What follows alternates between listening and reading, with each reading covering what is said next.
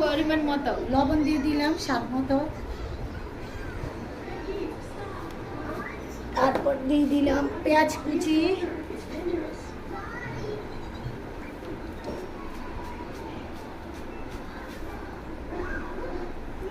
দিয়ে দিলাম রান্না করা সয়াবিন তেল। এটাকে আমি হাত দিয়ে ভালো করে মেখে নিব।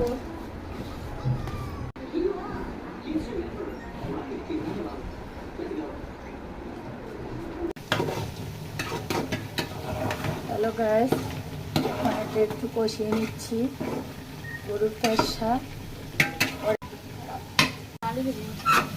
ফেসার জন্য আলু ভেজে নিচ্ছি। আলু ফেসার মধ্যে আলু দিয়ে দিলাম,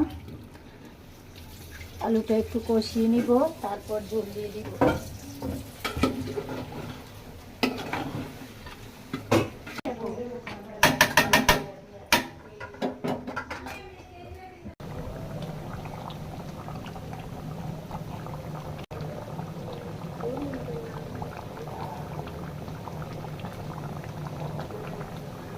নেড়ে হ্যালো গাইস, এই যে আমাদের ফেসা হয়ে গেছে।